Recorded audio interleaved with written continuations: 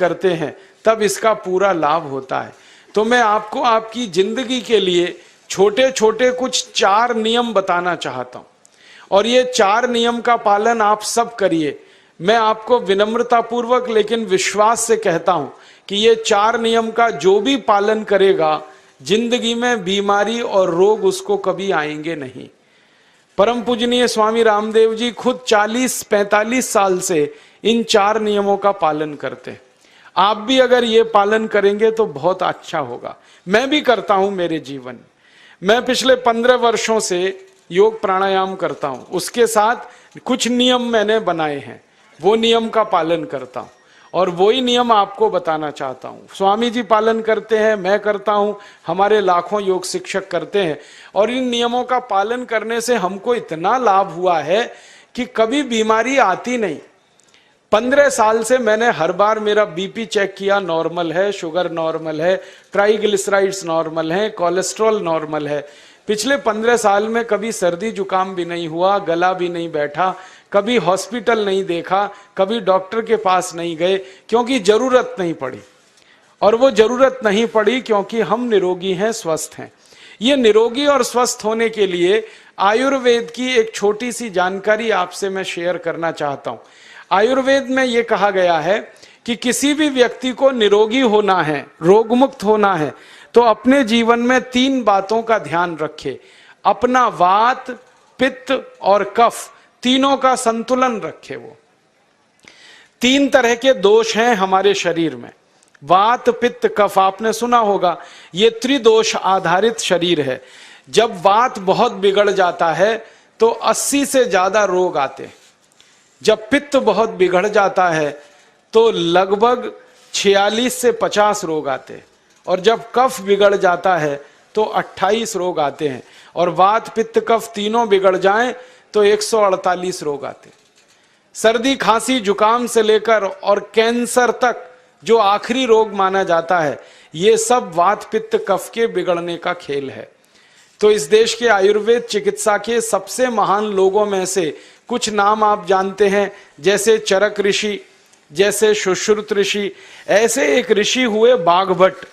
बाघभट्ट ऋषि ने एक पुस्तक लिखी है, उसका नाम है अष्टांग हृदयम, और एक पुस्तक लिखी है उसका नाम है अष्टांग संग्रहम। इन दोनों पुस्तकों में उन्होंने 7000 नियम बताए हैं। उनमें से 4 बताता हूं, अच्छे लगे तो आज से ही पालन करो और दूसरों को भी बताओ, ताकि कोई भी इन नियमों का पालन करे तो बीमार ही ना पड़े। ये चारों नियम हैं वात, पित्त और कफ को संतुलित रखने के लिए। अब वात, पित्त, कफ तीनों एक साथ आपके संतुलित रहें तो उसके लिए पहला नियम है खाना खाने के तुरंत बाद पानी नहीं पीना। ये पहला नियम है। आप बोलेंगे ये तो बड़ी मुश्किल बात है, खाना खाते ही पानी पीते हैं हम तो सबके सब, और बिना पानी पिए खाना ही नहीं खाते। कई लोग तो खाने से ज्यादा पानी पीते हैं, खाना कम खाते हैं, पानी ज्यादा पीते हैं। ये खाना खाने के बाद पानी कभी भी नहीं पीना, क्योंकि महर्षि बाघभट्ट कहते हैं भोजनांते विषम वारी, माने भोजन के अंत में पानी पियो तो जहर के पीने के जैसा है। इसलिए वो कहते हैं कभी भी खाने के तुरंत बाद पानी मत पियो। अब आप मुझे पूछोगे क्यों नहीं पिए, कारण बता दो। कारण मैं बताना चाहता हूं सरल भाषा में। हम जब खाना खाते हैं ना तो पेट में सारा खाना इकट्ठा होता है। पेट में एक स्थान होता है, उसको हम कहते हैं जठर। संस्कृत में, हिंदी में जठर कहते हैं, अंग्रेजी में उसको एपिगैस्ट्रियम कहते हैं, हिंदी में कुछ लोग उसको आमाशय भी कहते हैं। ये जठर छोटा सा स्थान है। आपके पेट में नाभि है ना, उसके लेफ्ट साइड में बाईं तरफ छोटा सा स्थान है। सारा खाना आपका इसी स्थान पर आता है। जो भी आप खाते हो, रोटी, चावल, दाल, सब्जी, दूध, दही, कुछ भी खाओ, सब कुछ जठर में आता है। अब जठर में जैसे ही खाना इकट्ठा होता है तो उसमें आग जलती, और उस आग को कहते हैं जठर अग्नि। मिला के बोल देते हैं जठराग्नि। आप जैसे ही खाना खाते हो, पेट में जठर में अग्नि जलती है। वो अग्नि खाने को पचाती है, और अग्नि खाने को ऐसे ही पचाती है जैसे रसोई घर की अग्नि खाने को पकाती है।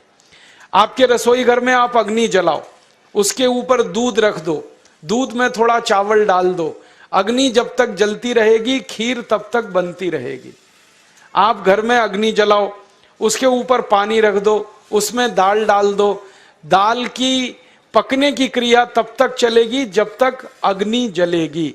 ऐसे ही पेट में होता है, जैसे ही आपने खाना खाया पेट में अग्नि जलती है, और जब तक अग्नि जलती है तो खाने के पचने की क्रिया चलती है। जैसे रसोई घर में खाना पकाते हैं वैसे ही पेट में भी खाना पकता है, इसी को हम पचने की क्रिया कहते हैं, अंग्रेजी में उसको डाइजेशन कह देते हैं। तो आपने खाना खाया, पेट में अग्नि जल गई, अब वो खाने को हजम करेगी, पचाएगी। अब मुझे एक प्रश्न का उत्तर दो आप, कि जैसे ही आपने खाना खाया पेट में अग्नि जल गई और वो खाने को पचा रही है, तुरंत आपने गट गट गट गट पानी पी लिया, और खूब ठंडा पानी पी लिया, बर्फ मिलाया हुआ पानी पी लिया, फ्रिज का पानी पी लिया। क्या होने वाला है? अग्नि जलेगी कि बुझेगी? अग्नि के ऊपर पानी डालो तो अग्नि और पानी की दोस्ती नहीं है, दुश्मनी है। पानी अग्नि को बुझा देता है। तो आपने खाना खाया, अग्नि जली, पीछे से गटगट पानी पी लिया, अब अग्नि शांत हो गई, अब खाना पचेगा नहीं, तो वो पेट में पड़ा पड़ा सड़ेगा, और सड़ा हुआ खाना 100 से ज्यादा विष पैदा करेगा, और वो 100 विष आपकी जिंदगी को नरक बना देंगे, और जिंदगी भर आप बीमार पड़े रहेंगे। आपको मालूम है, कई लोग कहते हैं मुझे पेट में बहुत गैस बनती है। ये गैस उन्हीं को बनती है जिनका खाना हजम नहीं होता।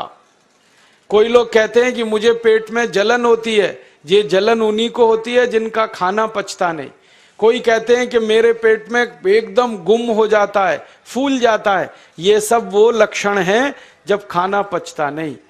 तो खाना पचेगा नहीं तो सड़ेगा, सड़ेगा तो विष पैदा करेगा, और वो विष आपको बीमार करेंगे। इसलिए महर्षि भागवत ने कहा, खाना खाते ही पानी मत पियो। समझ में आया? फिर आप बोलोगे कितनी देर तक नहीं पिए? कम से कम 1 घंटे तक। 1 घंटे बाद पानी पियो। आप बोलोगे जी 1 घंटा क्यों? ये जो अग्नि जलने की क्रिया है ये लगभग 1 घंटे तक ही चलती है पेट में, उसके बाद अग्नि अपने आप शांत हो जाती है, उसके बाद पानी पी लो।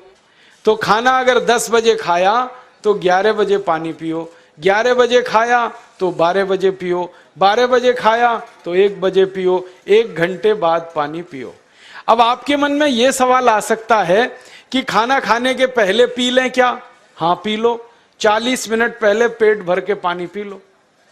10 बजे खाना खाना है, 9:20 पे खूब पानी पी लो, जितना पी सकते हो।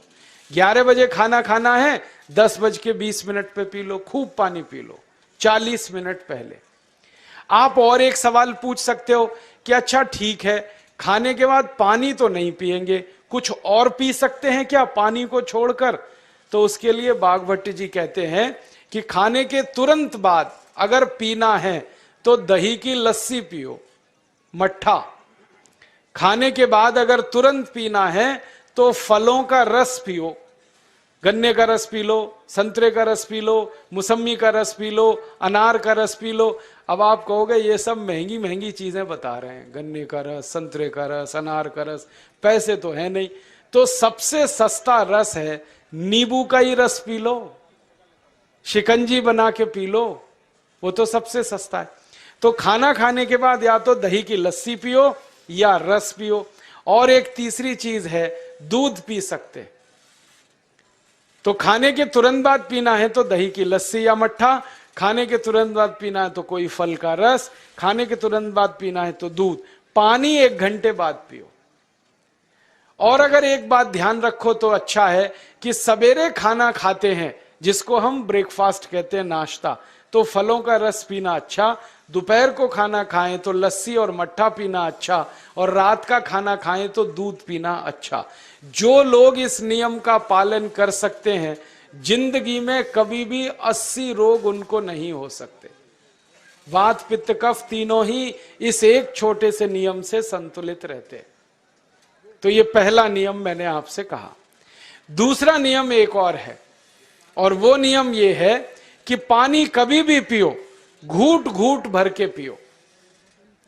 जैसे गरम चाय पीते हैं, गरम कॉफी पीते हैं, गरम दूध पीते हैं, एक एक घूट भर के, एक एक सिप करके, ऐसे ही पानी पीने की आदत डालो। ये मुंह में एक बार गिलास लगा लिया, गटागट उसको खाली कर दिया, ये तरीका गड़बड़ है। एक घूट पानी, दो घूट पानी एक बार में उतना ही पियो। आप बोलोगे ये क्या चक्कर है?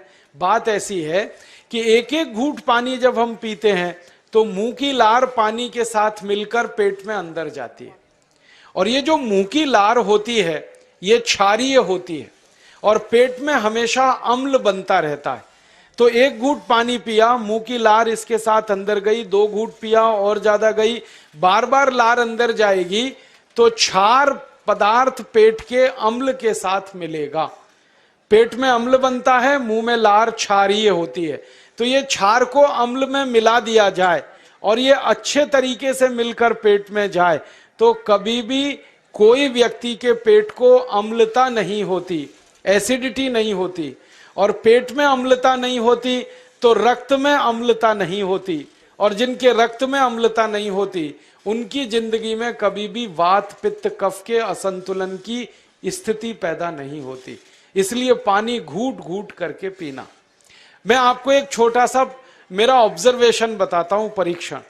आप भारत देश में या दुनिया में कहीं भी जाओ, मनुष्य को छोड़कर पशु पक्षियों को देखना शुरू करो, वो पानी कैसे पीते। किसी चिड़िया को पानी पीते हुए देखो, किसी पक्षी को पानी पीते हुए देखो, वो चोंच के एक बूंद ही के बराबर ही पानी उठाता है। एक बार में एक बूंद पानी लेगा, फिर थोड़ी देर चोंच चलाएगा, फिर पिएगा, फिर दूसरी बूंद लेगा, फिर चोंच चलाएगा, फिर पिएगा, फिर तीसरी बूंद। एक एक बूंद पक्षी पानी पीता है। कुत्ते को पानी पीते हुए देखो, चाट चाट के पानी पीता है।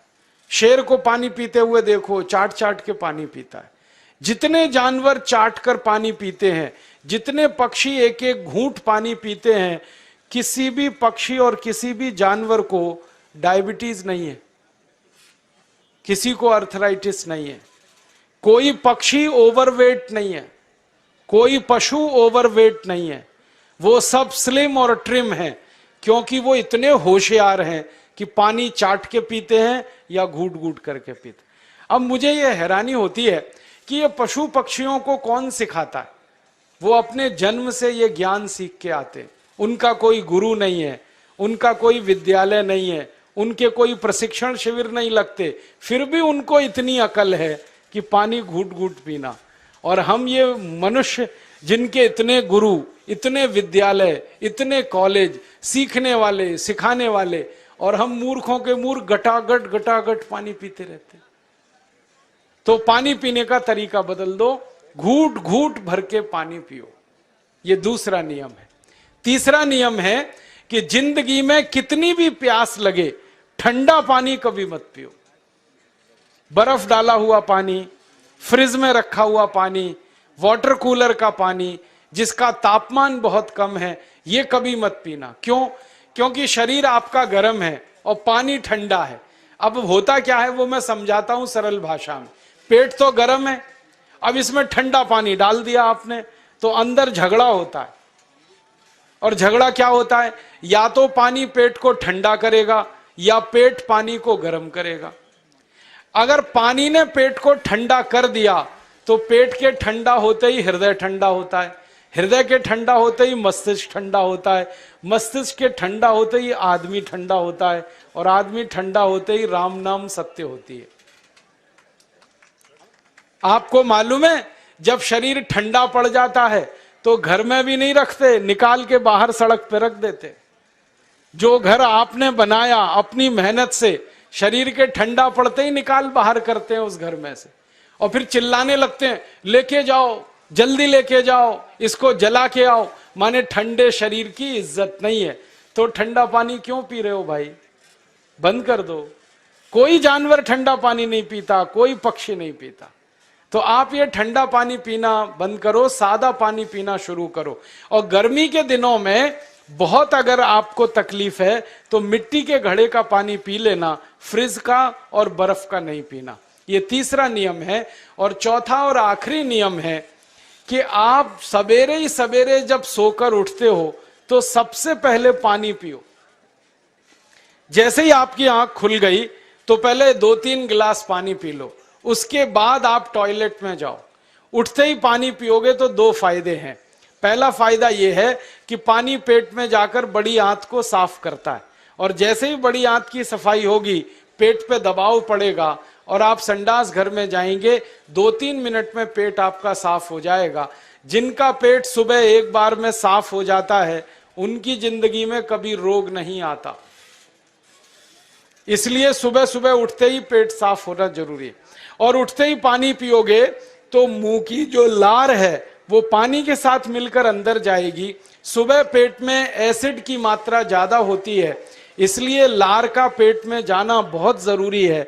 इसलिए सुबह उठते ही पानी पीना बहुत जरूरी है। ये 4 नियम हैं आयुर्वेद के। पहला नियम, खाना खाने के 1 घंटे बाद पानी पीना। दूसरा नियम, पानी को हमेशा घूट घूट भर के पीना। तीसरा नियम, कभी भी जिंदगी में ठंडा पानी नहीं पीना। और चौथा और आखिरी नियम, सवेरे उठते ही सबसे पहले पानी पीना। 4 नियमों का पालन जो भी अपने जीवन में कर सकता है वो वात पित्त कफ तीनों को संतुलित रख सकता है। और जिसका वात पित्त कफ संतुलित है उसके जीवन में बीमारी नहीं आती है। और जो बीमार नहीं पड़ते हैं वो स्वस्थ और तंदुरुस्त और सुखी रहते हैं। उनकी जिंदगी का खर्चा कम होता है और देश का भी बहुत सारा पैसा बचता है। आपको शायद मालूम है या नहीं, 1 साल में हम जब बीमार पड़ जाते हैं भारतवासी तो साल का करीब 6 लाख करोड़ रुपया हमारा खर्च हो जाता है उन बीमारियों का इलाज करने में। इसलिए इतना पैसा फालतू में हम खर्च करें हर साल 6 लाख करोड़, ये बहुत बड़ी रकम है। इससे बेहतर यह है कि हम बीमार ही नहीं पड़ें और स्वस्थ रहें, सुखी रहें।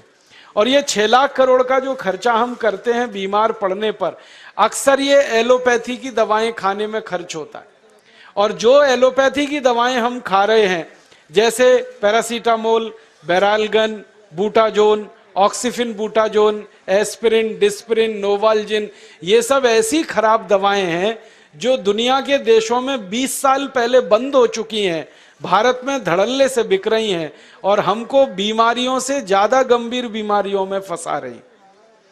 ज्यादातर दवाएं जो आप खाते हो वो किडनी खराब कर देती हैं, लीवर खराब कर देती हैं, आंतों में घाव कर देती हैं, विकलांगता आ जाती है, पैरालिसिस हो जाता है, ब्रेन हेमरेज हो जाता है, हार्ट अटैक आ जाता है।